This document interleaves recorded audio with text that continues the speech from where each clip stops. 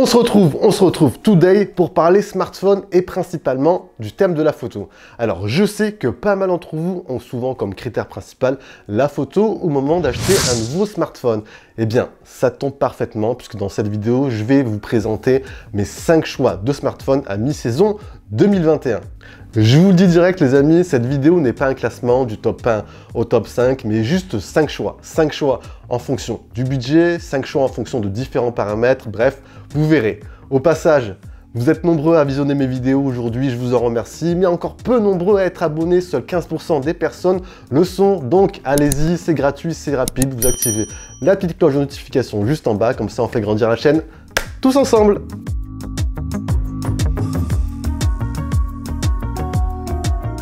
On débute ce top photophone par le smartphone qui m'accompagne au quotidien, tout simplement le meilleur smartphone sur le milieu de gamme, le Google Pixel 4a. Si vous avez un budget limité autour des 300-350 €, ce smartphone est tout simplement le meilleur sur le critère photo. Aujourd'hui, il se targue même de faire mieux que certains smartphones vendus 2 fois plus cher. Dans le monde de la photo sur smartphone, je pense que Google aujourd'hui n'est plus à présenter un véritable maître dans ce domaine-là. La firme américaine mise avant tout sur un traitement logiciel tout simplement ultra performant et inégalable sur le marché.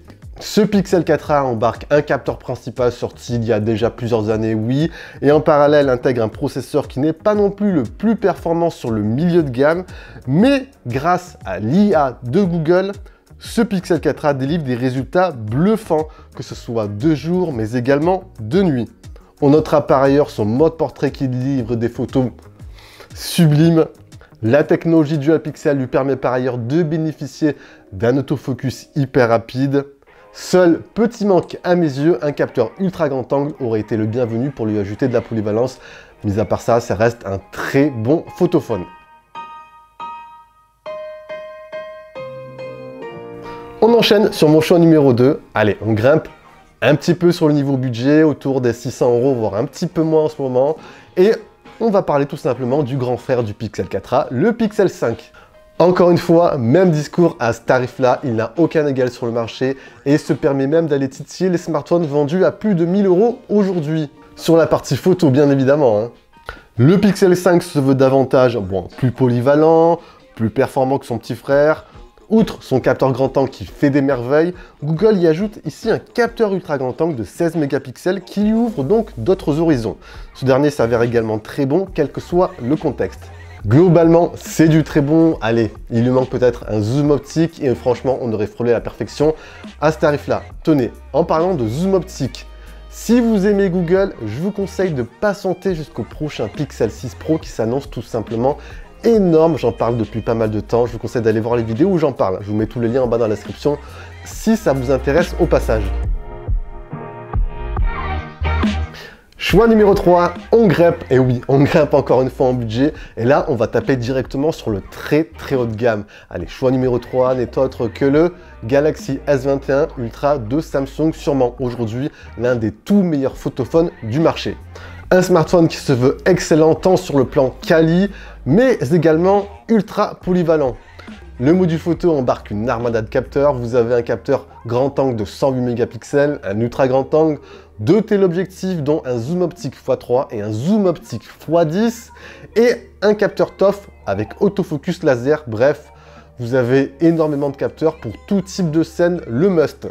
La qualité des clichés est également au rendez-vous, tout bonnement excellente, avec cette signature colorimétrique Made in Samsung qui a tendance à légèrement saturer, idéal pour les fans d'Instagram, vous me direz.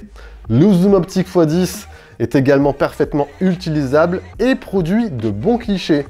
On pourra également aller titiller les x100 en mode numérique, même si cela reste peu exploitable.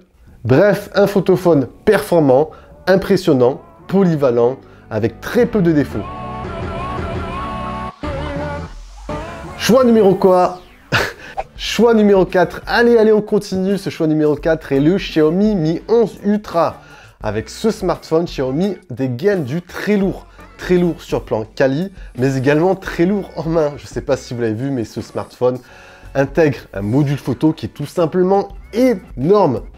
Il embarque un triple capteur photo, Vous avez un capteur grand angle avec une taille de capteur quasiment record sur le marché, un capteur de taille 1 sur 1,12 pouces, un capteur taillé pour les photos en basse lumière, c'est le fameux capteur de Samsung, le capteur GN2. Et à cela s'ajoutent deux capteurs de 48 mégapixels, vous avez un ultra grand angle et un téléobjectif avec zoom optique x5 qui peut grimper jusqu'à x120 numériquement. Énorme. Vous l'avez compris, ce Mir Ultra s'avère très bon qualitativement avec un niveau de piqué impressionnant. L'ultra grand angle se veut même un poil meilleur que celui de Samsung avec une meilleure gestion de la distorsion. Il est juste dommage que ce Mir Ultra n'intègre pas un zoom optique x10 histoire d'aller chatouiller le Galaxy S21 Ultra. Bref, globalement, on a une très belle partition, une bonne maîtrise générale, un petit effort à faire au niveau de la gestion du bruit en basse lumière, mais ça reste dans l'ensemble excellent. Et on termine ce top 5 par un smartphone que vous n'attendiez peut-être pas forcément, qui n'est autre que le Huawei Mate 40 Pro. Alors oui, j'en vois certains d'entre vous qui me diront « Ce smartphone sans les services Google n'est pas à recommander ». Mais si vous prenez comme critère principal la photo et que pour vous, l'absence des services Google n'est pas forcément rédhibitoire, ce smartphone a vraiment largement sa place dans ce top. Sur la partie photo, vous le savez, Huawei produit toujours d'excellents smartphones, d'excellents photophones aujourd'hui. Honnêtement, c'est un smartphone qui m'avait énormément bluffé lors de sa sortie. Je l'avais testé, c'était tout simplement énorme sur la partie photo.